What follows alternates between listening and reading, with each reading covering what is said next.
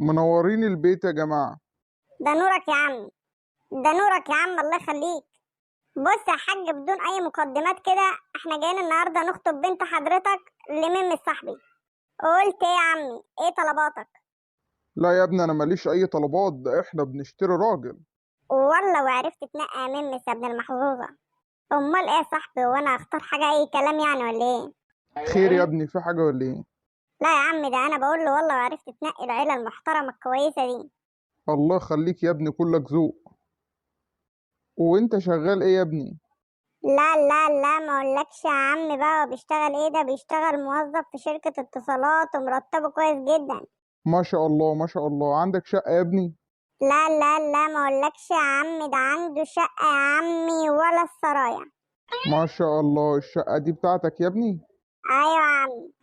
نتفق بقى يا عم على التفاصيل وميعاد الخطوبة وكده يعني. ايوه يا ابني، وماله؟ بس ثانية واحدة يا ام هبة. ايوه يا حاج، منورين يا جماعة. ده نورك يا طنط.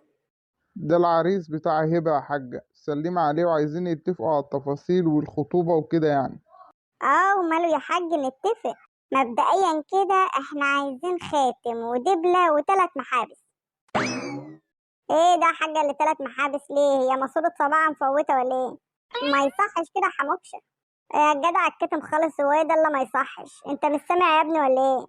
والله هو النظام عندنا كده، وبنت خالتها جاي لها نفس النظام ده، ولا انت عايزه تبقى اقل من بنت خالتها؟ لا لا يا طنط، ما تقلقيش خالص، وهتبقى احسن منها كمان. والله انت حمار وبتدبس نفسك وما انت فاهم اي حاجه. امال ايه يا حاج؟ في اول الكلام تقول لي احنا بنشتري راجل وما يهمناش الكلام ده في ايه يا حاج؟ ما انا يا ابني مهمتي ان انا اقابلكم، ومهمتي في العلاقات العامة يعني والكلام ده، انما الاتفاقات والحاجات ديت مع الحاجة. لا عرفت تختار ونعم النسب يا ابني والله. طب ايه يا عم، احنا مش هنشوف العروسه ولا ايه في الليله دي؟ حالا هندهلكوا لكم يا هبه. نعم يا ماما. سلمي على عريسك يا حبيبتي. ازيك يا ممس، عامل ايه؟ الله على ممس، ويا طالعه منك. كويس يا قلبي الحمد لله. مش قدام بابا وما الكلام ده يا ابن العبيطه.